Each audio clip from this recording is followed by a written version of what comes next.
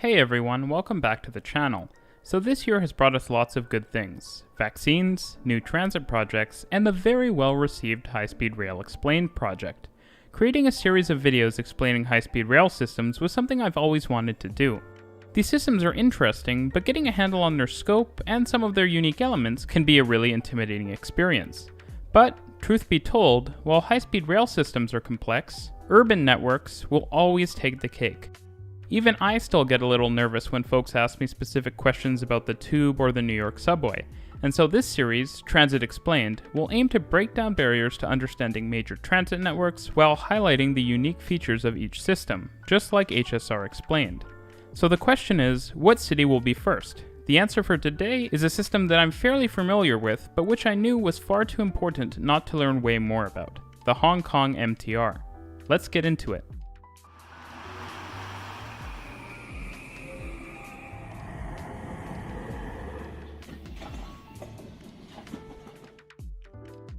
If you're not already, consider supporting the channel on Patreon and following me on Instagram and Twitter to stay up to date with the channel's latest updates.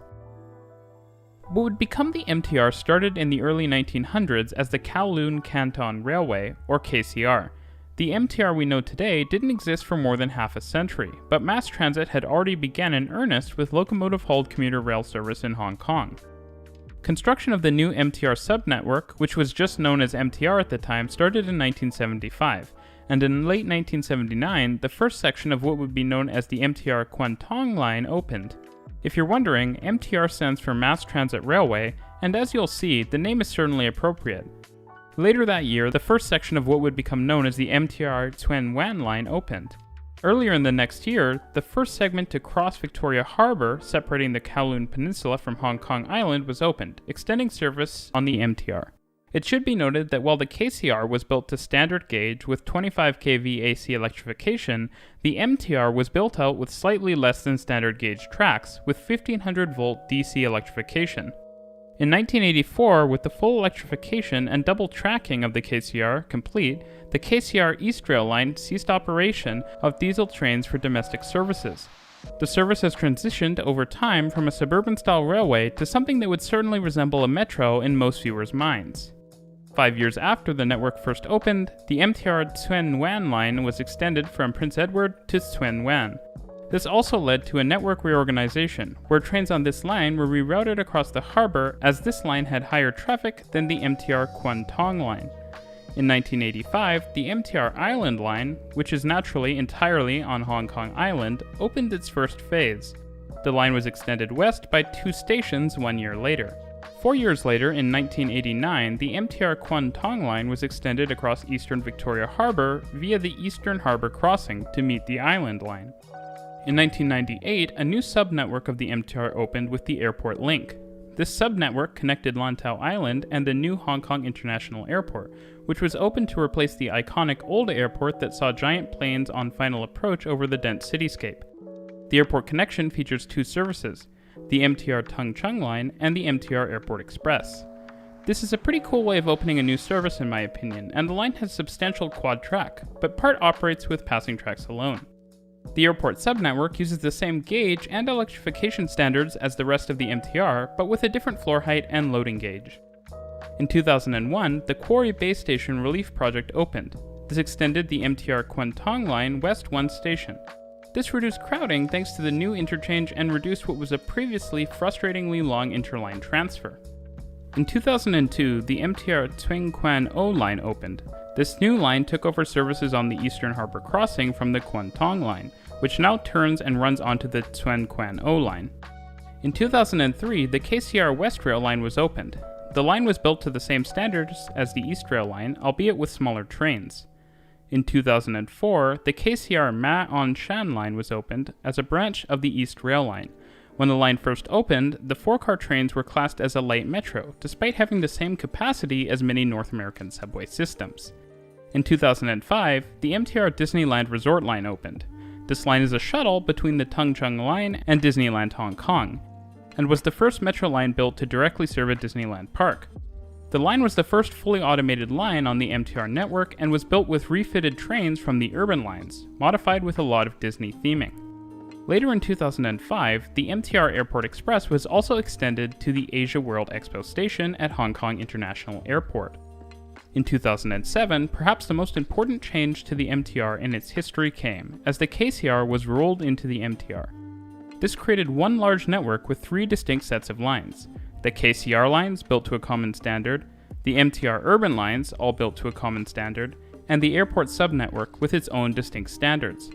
The combination of these networks significantly influenced further expansion in bringing them together. In 2009, a new branch to Lohas Park opened on the Tsuen Quan O line. Later in 2009, the Kowloon Southern Link also opened, which extended the MTR West Rail line to near East Tsim Tsa Tsui on the Tsuen Wan line. In 2014, the West Island line opened, extending the island line to the western end of Hong Kong Island. In 2016, the Kwun Tong line was extended southeast by 2 stations. Later in 2016, the South Island line opened. This is Hong Kong's second fully automated line, and is distinct from the rest of the system technology-wise in that it has an MTR loading standards with standard gauge bogies. The line connects Admiralty Station to the southern side of Hong Kong Island, finally providing MTR service to all 18 of Hong Kong's districts. The last major expansion to open was Phase 1 of the Tuen Ma line in 2020, which will eventually become the result of merging the West Line and the Ma On Shan line. This extension took the line from Tai Wai to Kai Tak. This then is the MTR as we know it today, with 95 stations, 11 lines, and over 5 million daily riders. As you've probably noticed, the MTR doesn't have all that many stations, despite having a lot of lines. This is because most lines do not have all that many stations. Despite the low station count, the MTR carries similar numbers of riders every day to the London Underground. Of course, the MTR is still growing. A number of projects are under construction and planning at the moment. The first is the massive under-construction Sha Tin to Central Link project, which completes the new Tuen Ma line and extends the East Rail line across Victoria Harbour to Admiralty. These projects should both be open by 2022.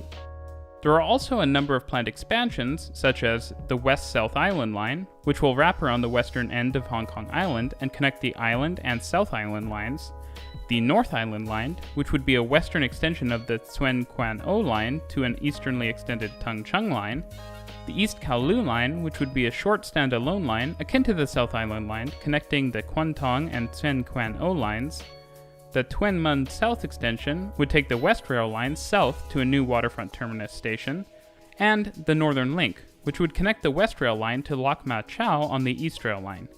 All in all, plans would further interconnect the MTR and provide most of Hong Kong's residents with incredibly high-quality rail transit services. In my humble opinion, one of the most notable elements of the MTR is its rolling stock. One of the most unique elements of the MTR on a global scale is the use of trains with 5 doors per car.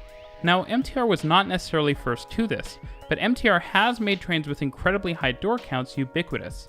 This, along with other elements of the MTR, have heavily influenced Chinese metro systems, whose A-type train specs are clearly inspired by MTR.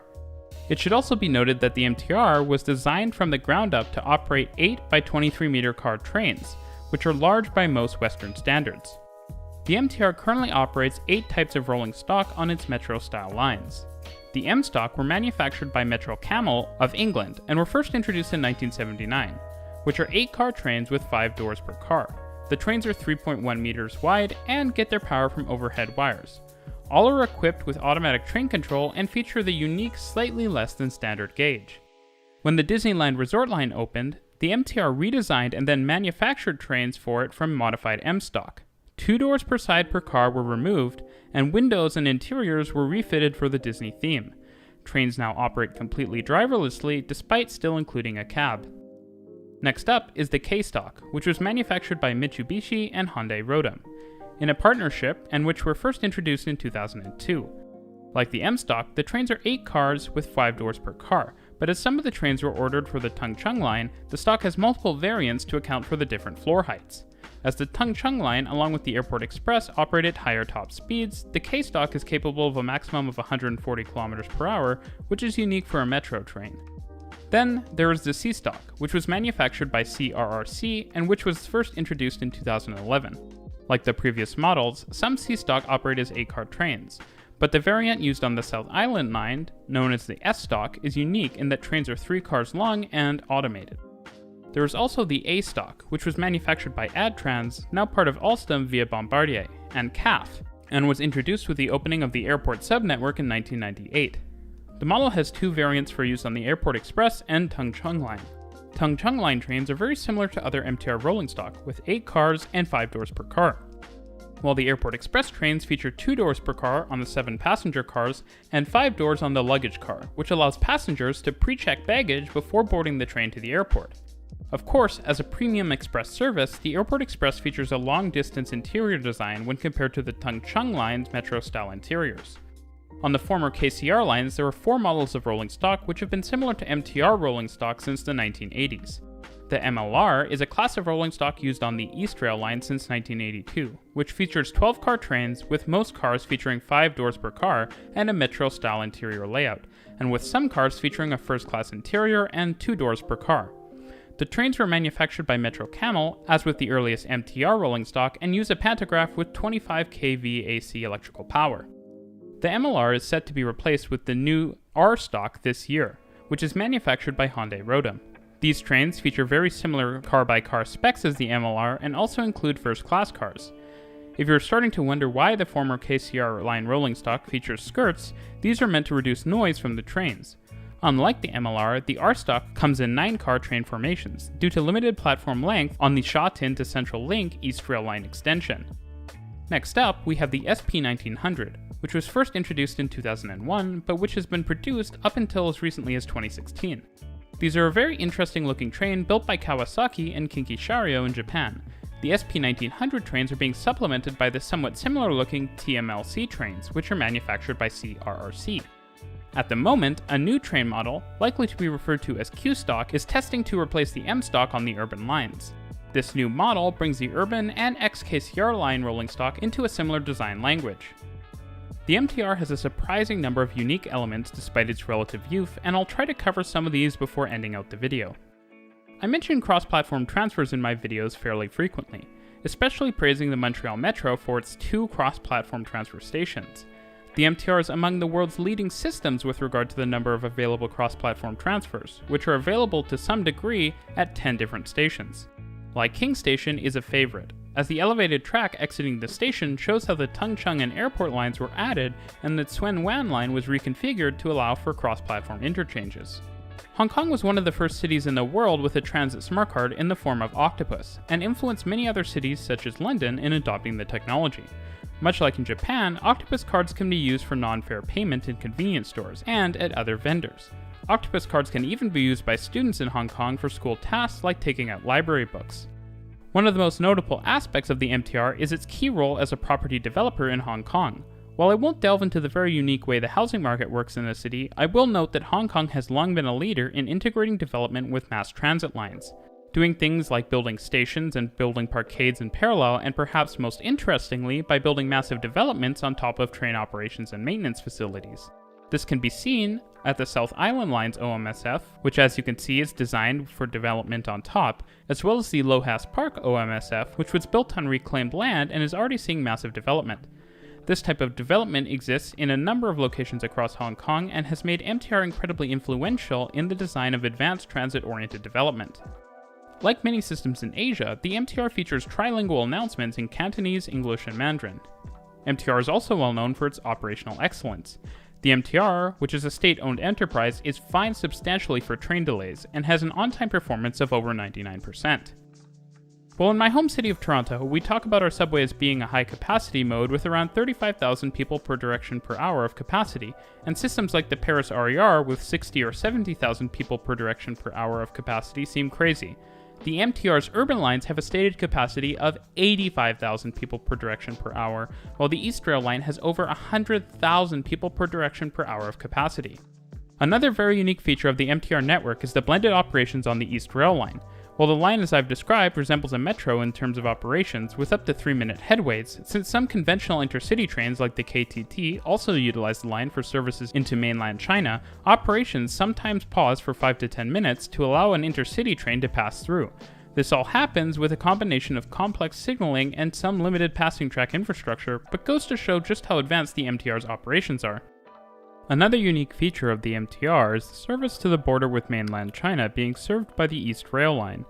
This operates like any international border, however people can transfer while crossing the border from the MTR directly onto the Shenzhen Metro. Since Hong Kong used to have both KCR and MTR rail networks, the government actually had them compete on opportunities for new extensions. Because of this, the MTR actually included a spur on the Tongcheng line where it passes through the new territories should they win the bid to build the West Rail Line. With a few short and sweet notable mentions, we have a very cool bridge between Xingyi and Cunwan, which carries the 4 tracks of the Airport Express and Tongcheng line. This bridge is 2 decks and is fairly unique. I also want to point out that the newer MTR trains have awesome interior LCD screens, which viewers on the channel will know I love.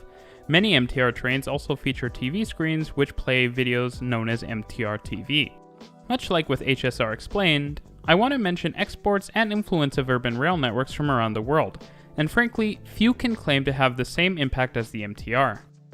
In mainland China, MTR has consulted with and operated a number of systems. MTR also happened to provide early inspiration for the Delhi Metro, which I talked about in a video previously.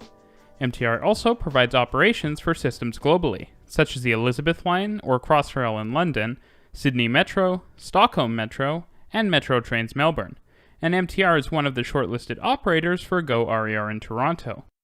With such an incredible international reach and impact, the MTR goes beyond simply being the Hong Kong Metro. It's an institution in global transit and railway operations, and will go down in history as such. To be clear, Hong Kong's transit, and even the MTR, is so much more than what I've been able to cover with this first episode of Transit Explained. There's lots to talk about with regard to light rail, ferries, and gondola and funicular transport in the future, not to mention intercity transportation links. Make sure to stay tuned to Transit Explained for more videos in the future. Leave a comment down below on systems you'd like me to cover. Thanks.